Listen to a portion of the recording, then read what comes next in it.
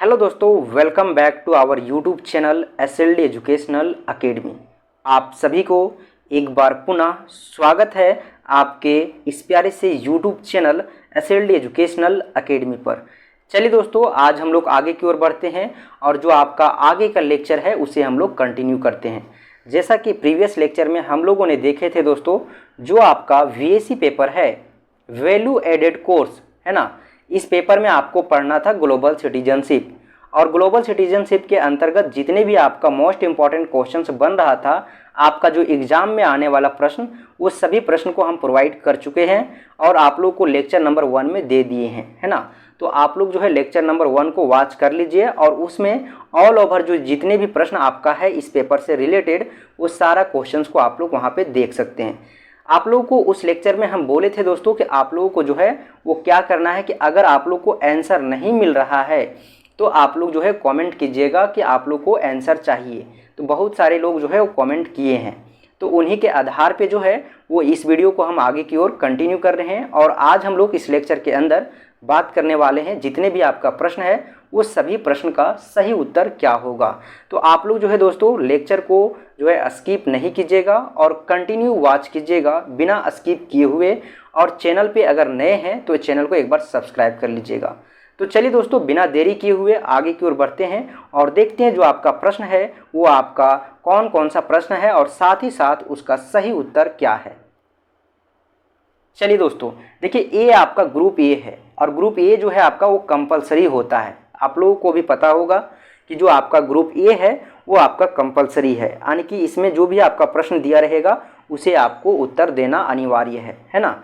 तो चलिए देखते हैं आपका जो 1 नंबर का प्रश्न है वो कौन कौन सा है। यहाँ पे देखिए आपका जो पहला प्रश्न है, यूनेस्को का मुख्यालय कहाँ है, तो ये आप लोग देख सकते हैं ये कहाँ है, पेरिस में है, यानी कि फ्रांस में, ठीक है। उसके बाद है दोस्तों देखिए यूएनएचसीआर का जो वर्तमान उच्चायुक्त है वो कौन है, तो फिलिपो ग्रांडी, ठीक है। ये आपका उच्चायुक्त है, ठीक है, यूएनएचसीआर का वर्तमान में। उसके बाद जो है दोस्तों आपका तीसरा नंबर आने की आपका थर्ड जो क्वेश्चन है वो क्या बोल रहा है, देखिए बोल रहा है सतत विकास लक्ष्य को निम्न में से किस वर्ष तक हासिल किया जाना है। तो आप लोग को मैं बता दूं कि ये जो है आपका ये 15 वर्ष तक जो है वो हासिल करना है, यानी कि 2016 से लेके 2030 तक जो है वो हासिल करना है आपका सतत विकास लक्ष्य का।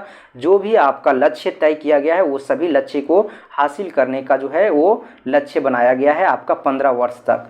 उसके बाद जो है दोस्तों देखिए आपको इसी प्रश्न से रिलेटेड आपको एक और प्रश्न है कि सतत विकास लक्ष्य में कितने लक्ष्य निर्धारित किए गए हैं। तो आप यहाँ पे देख सकते हैं कितने लक्ष्य हैं, 17 लक्ष्य को तय किया गया है ये। उसके बाद जो है आपका दोस्तों देखिए 5 नंबर प्रश्न है, सबसे ज़्यादा CO2 उत्सर्जन करने वाला देश कौन सा है। तो यहाँ पे देख सकते हैं चीन है, ठीक है। सबसे अधिक जो है वो कार्बन डाइऑक्साइड कहाँ उत्सर्जन होता है, तो चीन में होता है और वहीं पे जो है पॉपुलेशन भी ज़्यादा है, ठीक है। ऐसी अब तो इंडिया जो है वो नंबर 1 पे आ गया है, लेकिन इससे पहले अगर देखा जाए तो सबसे ज़्यादा पॉपुलेशन चीन में ही है ना। उसके बाद जो है दोस्तों देखिए 6 नंबर प्रश्न आपका क्या बोल रहा है, पृथ्वी सम्मेलन जो है 1992 का आयोजन कहाँ किया गया था। तो ब्राज़ील के रियो डी जेनेरिया में जो है उस सबसे पहले यहाँ पे आयोजन किया गया था 1992 को। उसके बाद जो है दोस्तों आपका प्रश्न नंबर 7 है, देखिए क्या बोल रहा है, सुरक्षा परिषद के अस्थायी सदस्यों की संख्या कितनी है। आप लोग यहाँ पे ध्यान दीजिएगा, है ना। आप लोग को क्या ध्यान देना है कि आप लोगों को जो है यहाँ पे अस्थाई अगर पूछ दे, है ना, अस्थाई, तो अस्थाई सदस्यों की जो संख्या है वो 5 है। टोटल जो सदस्य हैं वो आपका 15 है और 15 में जो है वो 5 अस्थाई है, तो अस्थाई कितना हुआ, 10 हुआ। तो अगर आपको अस्थाई पूछ दे तो आपको लिखना है 10 और अगर अस्थाई पूछ दे तो आपको लिखना है 5। और अगर आपको जो है वो इस प्रकार से पूछ दे कि सुरक्षा परिषद में जो है वो कुल सदस्यों की संख्या कितनी है, तो आपको जो है वो 15 लिखना है। तो इस चीज़ को आप लोग जो है वो ध्यान में रखिएगा। उसके बाद जो है आपका 8 नंबर प्रश्न, देखिए 8 नंबर क्या बोला है, बोल रहा है दोस्तों कि सतत विकास की ओर पहला कदम जो है वो कहाँ रखा गया था। तो आप लोग को पता होगा दोस्तों कि सबसे पहला जो है वो कहाँ आयोजन किया गया था, तो 92 को जो है वो रियो डी जेनेरियम किया गया था, तो वहीं पे जो है वो पहला कदम रखा गया था, यानी कि ब्राज़ील में, ठीक है। उसके बाद देख सकते हैं आपका 9 नंबर प्रश्न क्या बोल रहा है कि सतत विकास शब्द जो है वो किस वर्ष जो है अस्तित्व में आया। तो जो है पहली बार जो है अस्तित्व में किस वर्ष आया था, 1980 को। ठीक है, उसके बाद जो है दोस्तों आपका प्रश्न नंबर 10 है। ठीक है, 10 में आपको क्या बोला है, देखिए संयुक्त राष्ट्र द्वारा मानवाधिकारों की सार्वभौमिक घोषणा को कब अपनाया गया। यहाँ पे आप लोग देख सकते हैं, यहाँ पे आप लोग को डेट दिया हुआ है। ठीक है, 10 दिसंबर 1948। ठीक है, यानी कि 10 दिसंबर 1948 को अपनाया गया। उसके बाद जो है दोस्तों आपका ग्रुप बी है ना। ग्रुप बी आप लोग को पता होगा कि जो है यहाँ पे आपको 15 नंबर का क्वेश्चंस पूछने वाला है और प्रत्येक क्वेश्चंस जो है वो आपका 15 नंबर का होगा और आपको जो है 3 क्वेश्चंस अटेम्प्ट करना है। ठीक है, 3 क्वेश्चंस जो है वो प्रत्येक क्वेश्चंस आपका 15 नंबर का होगा और 45 नंबर का ग्रुप बी होगा। तो आप लोग को ये चीज़ पता होगा, जो लोग प्रीवियस के लेक्चर को वॉच किए हैं उसमें भी आप लोग को हम बताए थे, है ना, कि ये आपका पेपर ग्रुप ए और ग्रुप बी कितने नंबर का होने वाला है। बिना देरी किए हुए दोस्तों हम लोग आगे की ओर बढ़ते हैं और देखते हैं जो आपका इम्पोर्टेंट प्रश्न है वो कौन कौन सा है और साथ ही साथ उसका उत्तर किस प्रकार से आप लोग को लिखना है। देख सकते हैं यहाँ पे जो आपका प्रश्न है वो क्या बोल रहा है। बोल रहा है दोस्तों कि वैश्विक नागरिकता के विभिन्न सिद्धांतों की व्याख्या करें। यानी कि वैश्विक नागरिकता के जो अलग अलग जो आपका सिद्धांत है उसके बारे में आपको व्याख्या करना है, यानी कि एक्सप्लेन करना है। ठीक है, तो यहाँ पे देख सकते हैं इसका सही उत्तर क्या होगा। ठीक है, यहाँ पे आप लोग को दिया हुआ है, यहाँ पे देखिए वैश्विक नागरिकता विचारधारा विभिन्न सिद्धांतों पर आधारित है। जो वैश्विक नागरिकता का विचारधारा है वो अलग अलग सिद्धांत पे आधारित है। जैसे आपको यहाँ पे दिया गया है मानवता, समानता या फिर सहानुभूति। ठीक है, आप लोग यहाँ पे जो है देख सकते हैं ये सभी आपका आधार है और इन्हीं आधारों पे जो है वो सिद्धांत आपका क्या है, आधारित है। ठीक है, उसके बाद देखिए दोस्तों आपको नीचे यहाँ पे दिया हुआ है जिसमें आपको बताया गया है कि प्रमुख सिद्धांत जो है वो कौन कौन से हैं। ठीक है, देखिए यहाँ पे जो है आपका पहला जो प्रमुख सिद्धांत में से शामिल है वो है आपका समानता। ठीक है, यह सिद्धांत स्वीकार करता है कि सभी भी मानव को जो है वो समान अधिकार होना चाहिए, मौलिकताओं की जो है वो प्राप्ति का अधिकार होना चाहिए। ठीक है, ये है आपका पॉइंट नंबर 1। ठीक है, उसके बाद देखिए आगे आपका पॉइंट नंबर 2 है वो क्या बोल रहा है, जन्मजात अधिकार, यानी कि किसी भी व्यक्ति को, किसी भी मनुष्य को जन्म से ही जो है उसका अधिकार मिलना चाहिए। इस सिद्धांत के अनुसार सभी मनुष्य को जन्म अधिकारों का जो है वो आधार जो है, जन्म अधिकारों का आधार प्राप्त होता है ना, जिनमें जीवन, स्वतंत्रता और समानता शामिल है। ठीक है, जिनमें क्या है, जीवन, स्वतंत्रता और समानता शामिल है। उसके बाद है दोस्तों आपका पॉइंट नंबर 3 सामर्थ्यता। ठीक है, सामर्थ्यता का मतलब है कि यह सिद्धांत जो है वो मानता है कि सभी नागरिकों को उनके सामर्थ्यों के अनुसार सम्मान और अवसर मिलने चाहिए। तो ये है आपका पॉइंट नंबर 3। ठीक है, पॉइंट नंबर 3 क्या बोल रहा है, देखिए बोल रहा है सामर्थ्यता, यानी कि यह जो सिद्धांत है यह मानता है कि सभी नागरिकों को उनके सामर्थ्यों के अनुसार जो है वो सम्मान और अवसर मिलने चाहिए। ठीक है, कि इसका बोलने का मतलब ये है दोस्तों, आपका ये पॉइंट का मतलब ये है कि ये पॉइंट आपको बता रहा है कि सभी व्यक्ति को जो है वो उसके सामर्थ्य के अनुसार उसे जो है वो काम मिलना चाहिए। ठीक है, उसे सामर्थ्य के अनुसार जो है वो काम देना चाहिए। इस पॉइंट का यही मूलभूत जो है आपका वो मीनिंग है। ठीक है, उसके बाद आपका पॉइंट नंबर 4 है। पॉइंट नंबर 4 क्या बोला, देखिए यह सिद्धांत अन्यों के दुख और सुख में सहानुभूति और सहायता करने की वो महत्वपूर्णता को जानता है। ठीक है, सहानुभूति जो है ये पॉइंट आपका, ये पॉइंट जो है वो दूसरों को दुख और सुख की जो सहानुभूति होती है उसमें सहायता करने के लिए जो है वो महत्वपूर्णता को जानता है। ठीक है, किस प्रकार से जो है वो सहायता करना चाहिए ये चीज़ को जो है वो जानता है आपका सहानुभूति। उसके बाद है आपका पॉइंट नंबर 5 स्वतंत्रता। इस सिद्धांत के अनुसार नागरिकों को अपने विचारों, धार्मिकता और व्यक्तित्व की स्वतंत्रता होनी चाहिए। ठीक है, इस सिद्धांत के अनुसार सभी व्यक्ति को जो है वो नागरिकों को जो है वो अपने विचार का, अपने धार्मिकता का, अपने व्यक्तित्व की स्वतंत्रता का जो है वो अधिकार होना चाहिए। ठीक है, उसके बाद पॉइंट नंबर आगे की ओर बढ़ेंगे जो आपका 6 है। ठीक है, पॉइंट नंबर 6 आपका क्या बोल रहा है, देखिए कॉस्मोपॉलिटिनिज्म। ठीक है, कॉस्मोपॉलिटिनिज्म यह जो है वो सिद्धांत मानता है कि सभी मानव एक ही समुदाय के हिस्से हैं। ठीक है, यह मानता है कि सभी मनुष्य जो है वो एक ही समुदाय के हिस्से हैं और सभी जो है वो क्या है, वो स्थानीय हैं, राष्ट्रीय हैं और धार्मिक सीमाओं से परे हैं। ठीक है, ये सभी जो है वो क्या है, एक ही समुदाय के हिस्से हैं। वे जो है वो स्थानीय, राष्ट्रीय, धार्मिक सीमाओं से परे हैं। किसी भी व्यक्ति को जो है वो स्थानीय के आधार पे, राष्ट्रीयता के आधार पे या फिर धार्मिक के आधार पे जो है वो सीमा में जो है वो बांटना नहीं चाहिए।